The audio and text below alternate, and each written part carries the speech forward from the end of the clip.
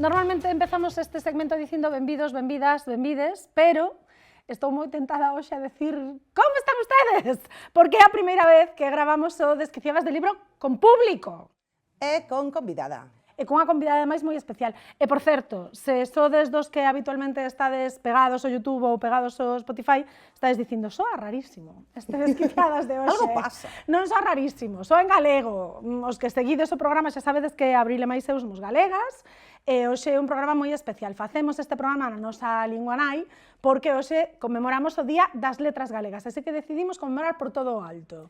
En directo, bueno, en directo agora aquí, porque vos estades vendo grabado, pero en directo con público aquí no Galgo Azul, con convidada e en galego.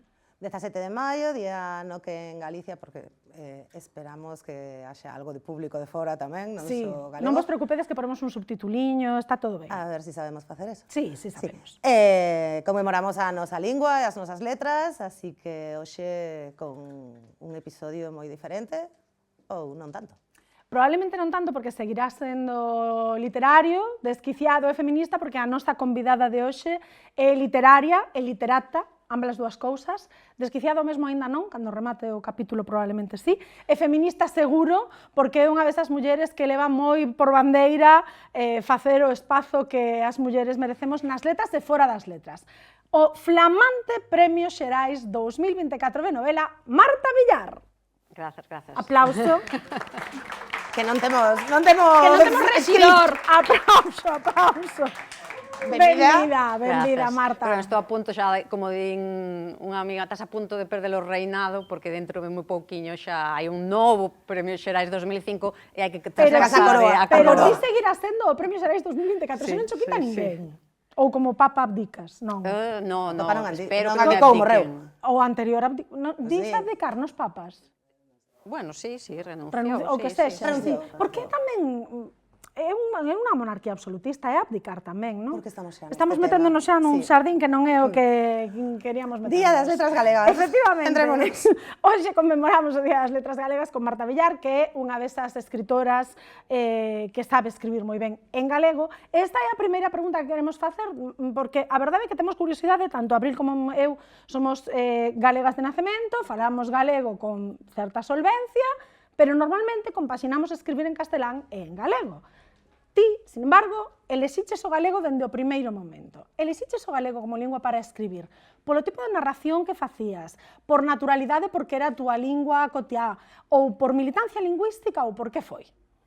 Pois, eu falo galego habitualmente, pois, coa miña parella, coa miña familia e tal, pero tamén falo en castelán gran parte do tempo no traballo, pero salíame máis facelo en galego, porque a miña lingua nai, a que máis por militancia, digamos, non quixeno facelo en galego, é porque necesita máis axuda o galego que o castelán, non? Os índices estes de lectura de falantes, non? O último dato de que falaban, pois por primeira vez o castelán pasaba por encima do galego na nosa comunidade autónoma. Por primeira vez en moitos anos. Moitísimo, de primeira vez que se na historia, supoño. Claro, ese dato é tremendo. Sí que fai falta, incluso na literatura, nos que se venden na librería, pois un 8% é libro galego, moi pouquiño. Cambia esta porcentaxe, un dato random. Isto facémolo moito tamén en Desquiciadas de Libro, Marta. É como Píldoras culturais. Píldoras culturales en Desquiciadas de Libro. Sí. É unha cousa que cambia nas feiras do libro de Galicia. O dato específico de libros en galego vendidos nas feiras do libro de Galicia é superior aos libros en castelán. Sí? Sí, curioso, pero é algunha así. nova boa tiña que haber. Unha, dúas. Ás veces parece que as linguas mal chamadas periféricas, non?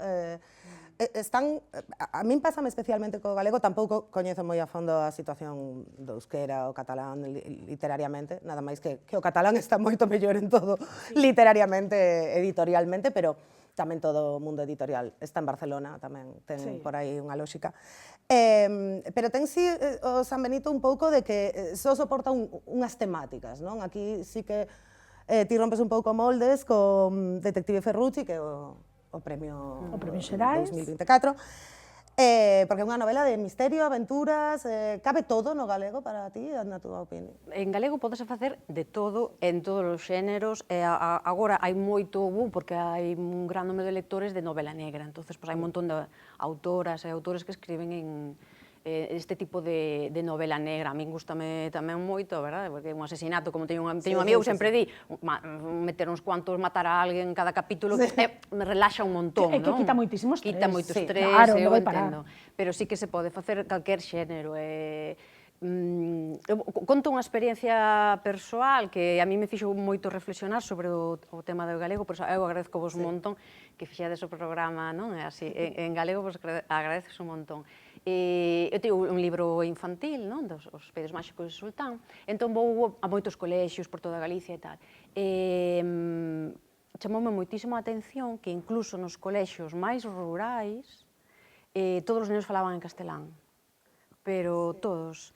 Claro, eu falalles en galego, pois moitos intentaban, non? E facíano perfectamente, sobre todo, curiosamente, nenos de familias estranxeiras falaban un galego maravilloso, perfecto. Bueno, esta fin de semana en Oleiros escoitei a un rapaz claramente inglés falando galego, que o falan con acento de Birmingham puro, que era unha cousa loquísima. Que o falan mellor que non, é chamativo, pero a min doime un montón, porque eu non pensaba que pasaba eso. Que había unha idade de troco, como que mentres están educados pola tele, digamos, non? Ata os 5 ou 6 anos, a tele prácticamente toda en castelán, porque o xabarín xa non é o que era na nosa época, non?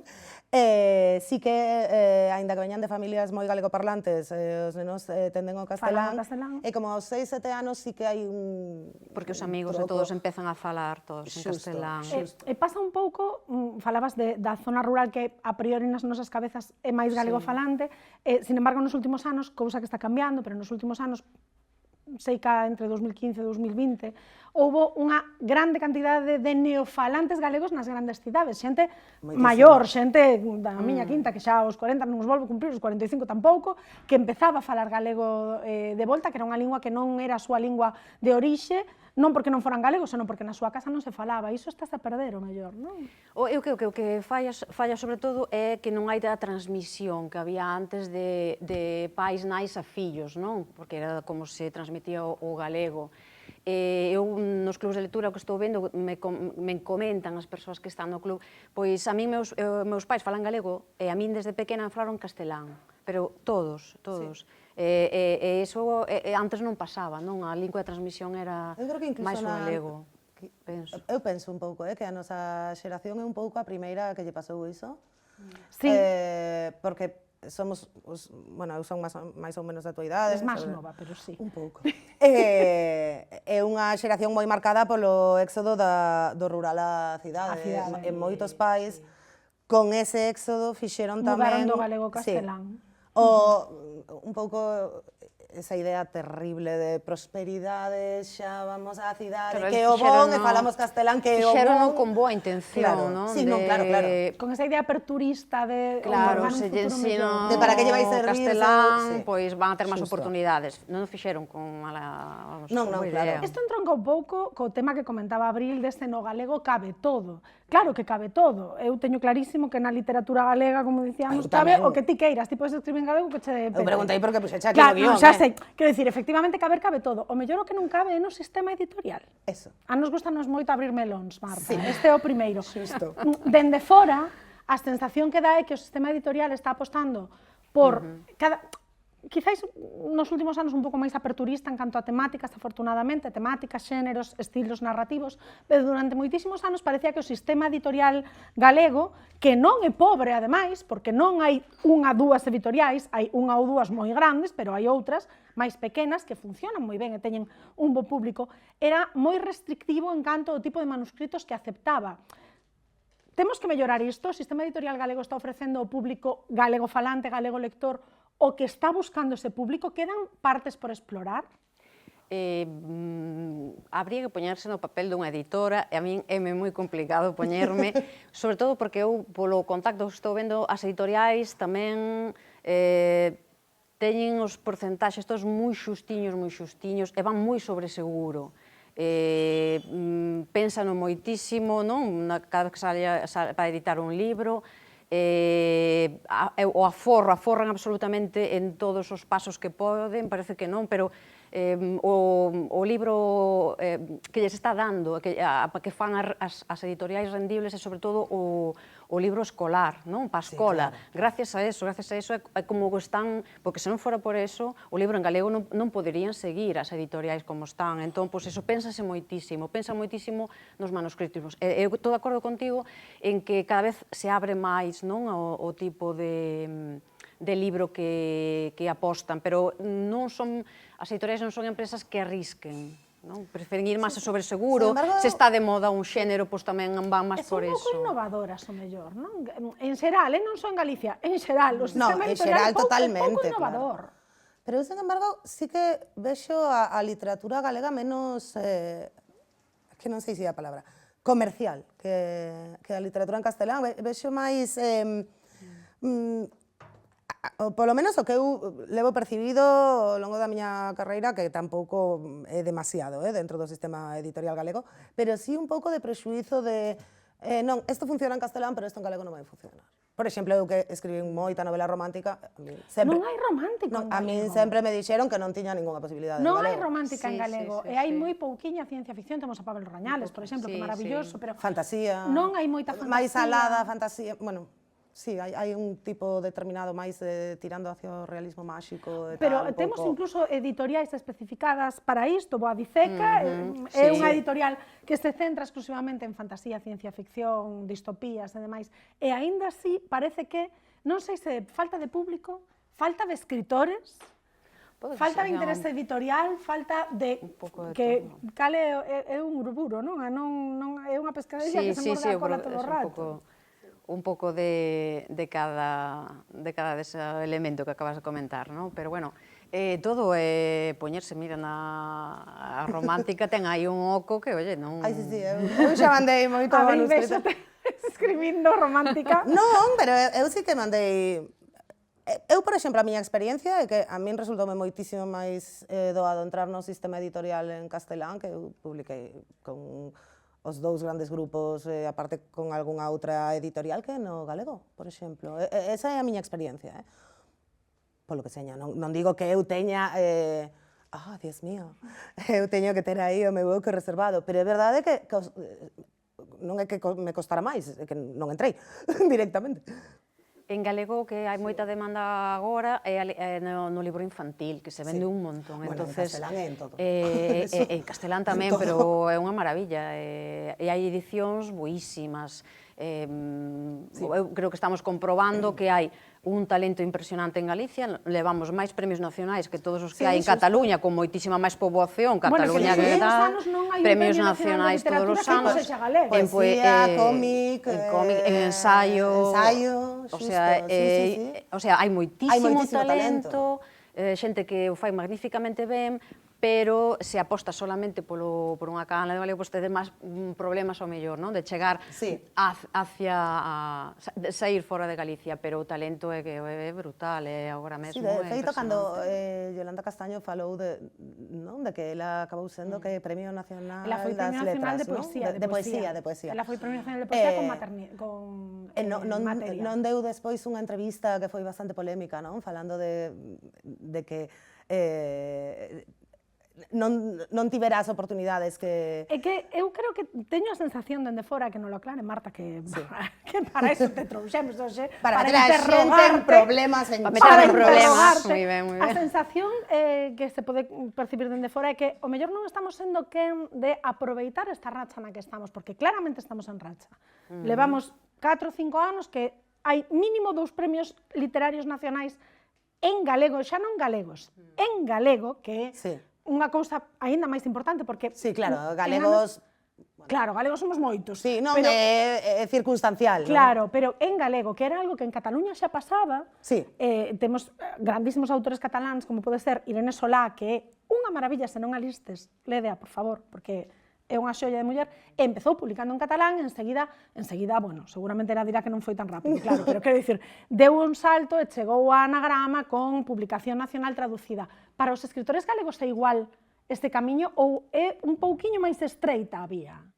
Eu creo que require moitísimo esforzo. Un exemplo, por exemplo, para min, Ledicia Costas, que, bueno, está acumulando todos os premios, non? Acaba de levar o barco de vapor, pero é unha persoa que o traballou moitísimo, porque leo entrevistas dela, traballa todos os días, 8 horas, o sea, como un traballo de oficina, ela teno totalmente profesionalizado, non? E agora creo que está, según me comentaron, vivindo en Madrid. Agora os seus libros salen simultaneamente en castelán e en galego, pero eu creo que para o galego require aos autores que queren esa carreira e chegar hasta Madrid un esforzo dobre, non me parece. Yolanda Castaño teno comentado, tamén lle lín entrevistas, que decía que tuvera momentos eso, que non tiña ningún ingreso, abriu a residencia literaria aquí preto na Coruña, e tan pronto a abriu, foi unha aposta de que un alquiler nunha das rúas máis importantes, e de repente ven a pandemia, non? E queda todo parado, e ela tiña que pagar igual, non? O aluguer, os gastos e tal. Entonces, el levara moitísimos anos, eso, que vente a recitar aquí un par de poemas que eso non che costa nada, e sin pagar, o reflexionou en estes libros que acaba de sacar. Entón, eu creo que para os autores galegos é un sobreesforzo tremendo, brutal, se queren ter unha carreira literaria. E a carreira literaria, pois, o mundo literario tampouco é precisamente que che dé tampouco para vivir, salvo que, claro, con un porcentaxes que levas das vendas, pois non che dá, non? A maior parte dos autores teñen un traballo asalariado, unha nómina, e despois nos ratos libres pois poden facer, non? Hai que combinar o que ten moita sorte vive da literatura, pero non de vender libros, que este é outro tema do que temos falado máis veces. Tens que combinalo, claro. Un pouco caso de Ledicia. Ledicia é unha autora super vendida, pero claro, ten moito traballo. Talleres, presentacións e todo ese tipo de cousas. Sí, que xa cando chegas quizá ao nivel de Ledicia, que eu creo que agora mesmo será a autora en galego probablemente a autora máis vendida, xa hai requisitos un pouco, esa exixencia da editorial en castelán de se non estás en Madrid non existes. Este tema madricentrista. Non entendo, no século XXI este tema. Cóstame moitísimo entendelo, porque no século XXI, como vendía abrir, se non volvemos pasar por quedarnos a escuras como hai uns días, pois, en principio, podes traballar dende calquera parte do mundo, sobre todo porque traballas coa escrita. Se tes que facer unha mesa redonda ou moderar unha charla ou participar nunha presentación en Madrid, pois o mesmo tardas menos dende a Coruña a Madrid que dende a Coruña ao Barco de Valdeorras e Barco de Valdeorras a Galicia. Home, clarísimamente. A principal razón pola que moitos autores, cando empezan a ter éxito, se van a trasladar e viven a Madrid, é precisamente porque a partir de Madrid, como teñen que facer tantos obradoiros, sesións e todo iso, é máis fácil moverse do centro hacia a periferia, que se chama que desde Galicia, non? Moitas veces, moitos terminan trasladándose por eso, porque teñen que facer moitísimas cousas. Eu creo que tamén moitas cousas, teño que traer sempre a polémica.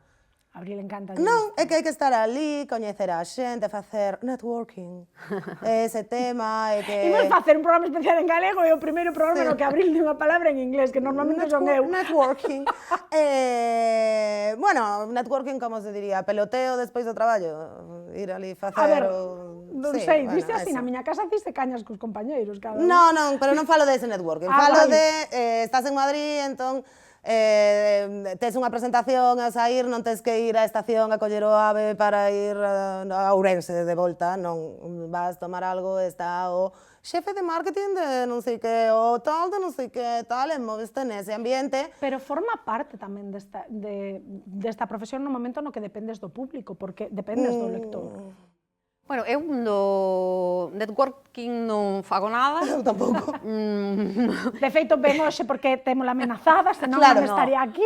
O sea, a mí encantame falar, así que, bueno, suelto o primeiro que se me pasa pola cabeza, desgraciadamente para o bo para o malo, pero non creo no networking, porque de feito eu desde que estou aquí no mundo literario teño que decir que para, bueno, non sabía como era, e me levei a sorpresa de que teño unha morea de amigos e amigas escritores que me parecen maravillosos, que compartimos, que nos axudamos, que cooperamos, que me piden preséntame tal, ou preséntame ti tal, ou presenta a este amigo tal, e eu voulles encantada. Entonces, me sorprendiu de que persoas máis encantadoras, máis majas son, mira, aquí temos un aí no público, Que temos invitada coincidimos ilustre, no xurado. público ilustre, estamos Claro, desde temos Corea. público ilustre, hai que destacar grandes autores, é unha maravilla. Da racha dos premios, eu creo que o premio ao mellor podcast ten que caer. Temos que inventalo primeiro, e logo xa facemos... Ou iso Ondas, ou algo deso. Hai un Ondas ao podcast? Seguro que hai un Ondas ao podcast. Seguro que sí. Sí, pois Ya. postulámonos. Xa verás o ano que ven. Postulámonos. En realidade, Marta é xornalista como se non fora Como escritora. si viñera disfrazada. Claro, pero hoxe puxo o disfrace. Quero dicir, antes comentábamos, a meirande parte dos escritores / escritoras traballan tamén de civil. De civil, sí. O traballo de civil de Marta é xornalista. Ti como decidiches separar unha cousa da outra ou como decidiches dar o salto dun punto a outro? Porque o certo é que eu entendo que quen escribe, escribe sempre. Creo que ti tamén. Si, eu escribía de toda a vida, levara premios así, bueno, XB, que xa non existe, as novas xeracións xa non saben que é iso, pero bueno, Ana eso sería agora. Pero nunca pensei, dixo, eso é moi difícil para min, entonces nunca deixei nada, dediqueime ao que é o xornalismo. Pero depois chegou un momento en que vas cumplindo anos e dis, Dios mío, vou a palmar calquer día sin intentalo, entonces pois non vai a ser, non? Entón, pues nada, empecé en 2023, que publiquei a primeira novela. O xornalismo de escrita de papel non deixa tempo ningún, porque traballas fines de semana, os festivos, mañán, tarde, noite, durante... Claro, é unha novela, por exemplo, é imposible facer un anaquiño un día, outro é moi difícil. Sí, é que a transición da escrita a escrita non é unha transición. A mí pasoume tamén... Necesitas moito tempo Claro, porque Abril é un libre. caso parecido tamén. Ti traballabas... Sí, eu traballei 3 anos nunha revista de moda. Eu xa escribía antes de entrar na revista, combinado con outros traballos, e non me costaba nada combinar todo iso. Xusto cando empecé a traballar na revista, que xusto traballaba na casa, escribindo, foi cando máis me costou combinalo, porque claro, xa escribía toda a mañá, eu traballaba como ata as 5:30, 6. Claro, cando acababa, esa transición que noutro momento profesional era saio do traballo e faigo o cambio para empezar a escribir, aquí era... Aquí non hai cambio. Acabei de escribir e sigo escribindo. Entón, é complicado, non motiva e tamén, ás veces estás un pouco harta xa do portátil, da historia, non sei, de todo. Mira, que xa demos de vicio as dúas, A ver, quero dicir... A ver... O que escribe, que esta é a seguinte pregunta, o que escribe, faino por vocación. Como xa deixamos claro antes, secundando a nosa querida Yolanda, vocación non quere dicir que non queramos cobrar polo traballo. Quere dicir que o traballo nos gusta. Non é o mesmo. Non, claro. O traballo é maravilloso, pero a vaquiña polo que vale. Pero é verdade que parece que nun momento determinado, e isto é xa un pouco como clásico neste podcast... A ver como pos nos subtítulos a vaquiña polo que vale. A vaquiña polo que vale. Vai non entender un de Murcia, perfecto, ademais. Estou agora dando a volta, bueno, xa pensarei. Sí, igual. Xa pensarei. O importante de este tipo de traballos, efectivamente, como de calquera outro traballo, é conseguir monetizalo, digámoslo así. Pero é certo que é un traballo moi romantizado dende dentro, dende fora, porque ti, cando estás facendo algo que che presta, que estás disfrutando moito, pois non tes esa sensación de esforzo específico, aínda que sexa un esforzo. Claro, este non darse por esforzo, esta sensación dende fora de que isto é moi vocacional, ten unha vertente negativa que dende fora parece que non che custa nada, o que dicías antes, non? É que non che custa nada. Bueno, non me custa nada, pero é o meu traballo, hai que pagalo. Crees que entre homes e mulleres na literatura galega hai unha diferencia nese punto? En canto a cobrar ou en canto a creación e talento? Non tanto. En canto a todo. O que non gusta é o problema, ou a polémica. Creación e talento xa sei que non. Creo que non, porque coñezo grandes autores masculinos galegos dos que son extremadamente fan e me parecen unha maravilla. Non tanto incluso no de cobrar, que eu creo que aí sí que estamos máis ou menos a par. Como no de profesionalizar, non? Creo que a nós custanos máis dar ese paso de pedir, de exixir o custo. Cando exixes, págano. Pero creo que eles teñen máis interiorizado este punto de, mira, non, é que é un traballo. Sí, porque as mulleres sempre nos dá un prexuicio de como pides máis ou non. Sí, eu creo Pasa que moito tamén de hai un pouco queixarse. esa cousa de como o teu traballo é secundario, non?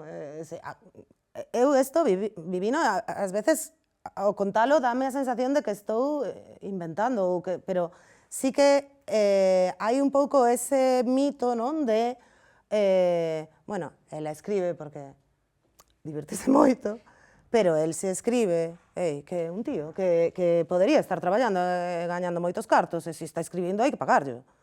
Pero ti, miña nena, ti estás aquí, isto gustache, non? Pois faino gratis. Ti tiveches esa sensación? Pero non Eu a falo en solamente- castelán, eu falo no sistema editorial en castelán, que é no que eu me movín sempre, vamos. Eu creo que tamén é, bueno, todo o que se escribe, porque en xornalismo tamén sempre se di que é unha profesión moi vocacional, é certo,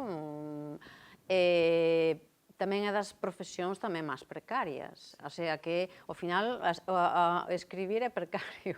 É unha das profesións máis precarias tamén porque sempre debe ser dos poucos oficios onde o propietario, o xefe, o dono, ten a uns empregados, unhas empregadas que son tan entregadas que vai incluso facendo horas gratis nos seus días libres, porque sempre ves no teu día libre, ves un accidente ou un incendio, xusto. colles, fas unha foto, gravas, mandas unha crónica, entrevistas ao policía local, eso, é como estar sempre permanentemente de servicio, non? Como un policía. Eu creo que ten que ver moito con eso, non? Porque non solamente o escritor, escritora, tamén o xornalista ten ese gran problema de a vocación se aproveitan Roubando demais, cartos, sí, claro, claro. non? Parece que non tes que cobrar pola tua vocación, porque se o pasas ben, efectivamente non é un traballo. Así que ti o tes polos dous Claro, lados, encima. entonces son Claro, doblemente claro, efectivamente, precaria. ten razón, non cobras nunca por nada. Sí, es precaria por naturaleza. Eu son precaria en todo o que fago. Bueno, a ver se entre dúas precariedades me dá para ir adiante. Para pagar a luz. Bueno, dúas precariedades que son, neste caso, o xornalismo e a literatura, e dúas non precariedades porque son dous dos libros mellor vendidos de 2023 e 2024, e ademais o de 2024 premiado, e dicía Marta, están a punto de destronarme, porque dentro de nada teremos novo Premio Xerais de Novela no 2025. Pero eu estou bastante segura, eu sei que non gusta que se pregunte isto, porque cando me preguntan a min tampouco me gusta, pero, mira, haber elegido muerte. É o que hai. Estás escribindo xa. Non. Hola! Creo que era a única resposta que non contemplaba. Bueno, estou empezando, bueno, teño non unha podo cousa que contar non tal, moito non quero contar aínda. moito, pero non era unha resposta que contemplara, fixa.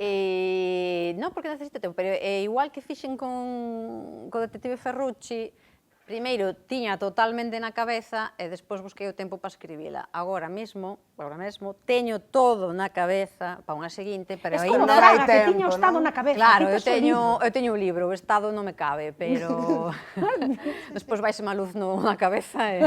Claro.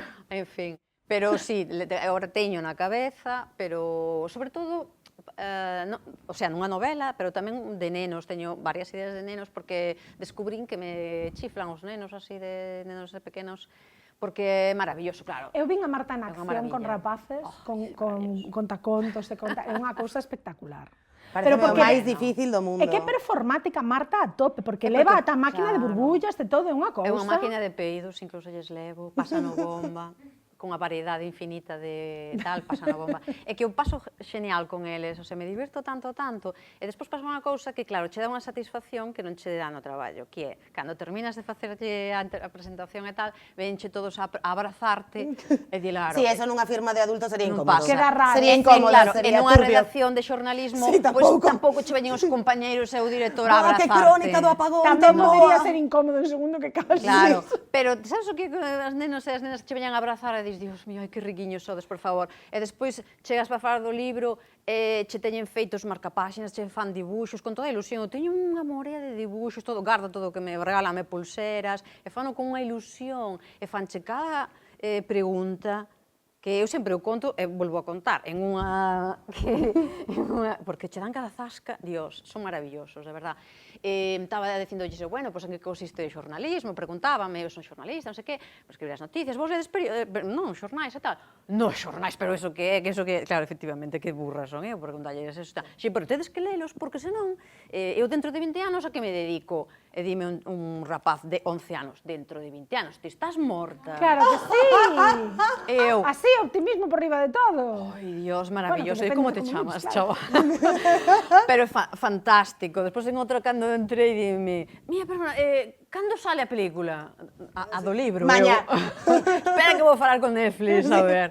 Pero de verdade, despois preguntei outro día, a ver, que teñen os nenos, as nenas que non temos os adultos? E dime, alegría.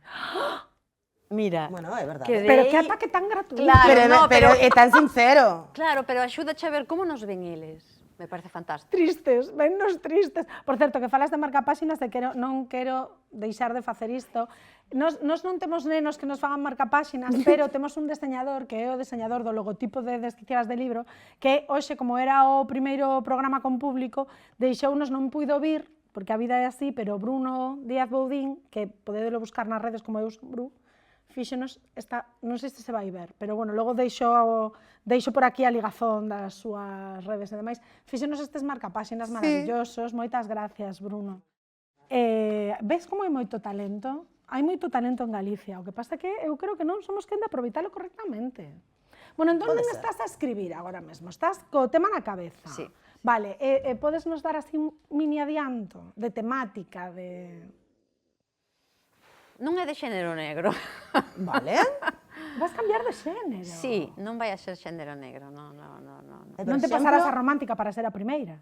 No, xa me pasou aí da etapa do romanticismo, xa non me dá por aí. Por exemplo, iso no sistema editorial é máis factible, porque En Galicia, sí, porque... isto é algo que nos falamos moito de que si ti tes un relativo éxito no sistema editorial, xa tes que escribir o resto da tua vida o mesmo libro, todos os anos. Desencaixarte Non do sería xénero. capaz de escribir o primeiro, me non ten nada que ver co segundo, excepto pues, o mellor Hai trato do mundo rural, pero eu quero, claro, escribir sempre o mesmo non me motiva, o que te motiva é romper os teus propios esquemas, romper as túas ideas, a tua forma de escribir, o tono, o estilo, o máis bonito é cambiar, para Non, mí, claro, polo menos. nós estamos sempre nesa Se despois liña, a editorial quero non... Claro, eso aí é está o outra tema, cosa, aí está o tema. Claro, eu creo que nunca se debe escribir en función de, porque, por exemplo, a mí sempre me di, tens que escribir un libro, a segunda parte de dime todos os tal, sobre un dos personaxes de Cantonada, tens que escribir un libro,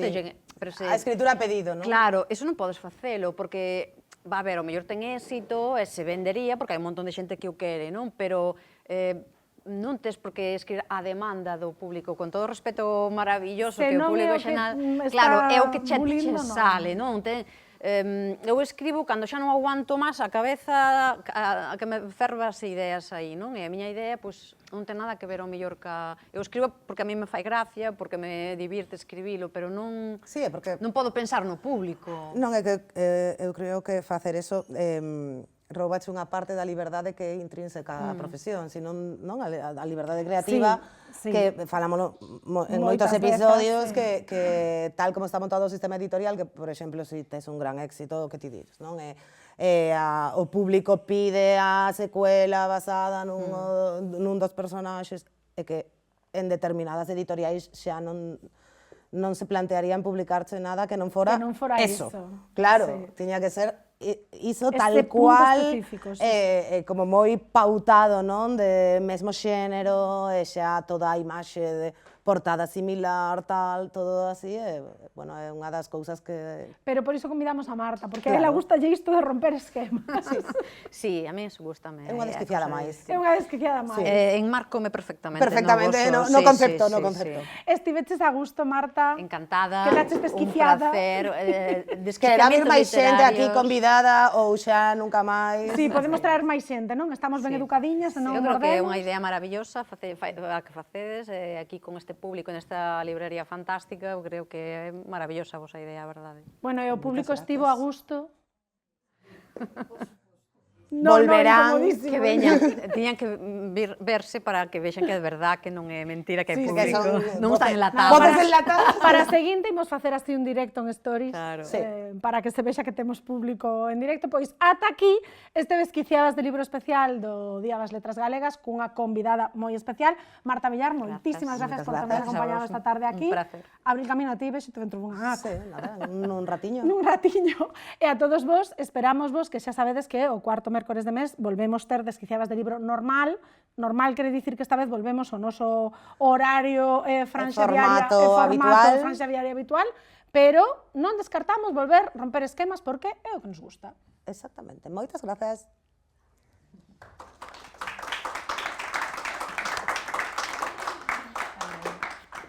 Gracias a todos. Muchas gracias.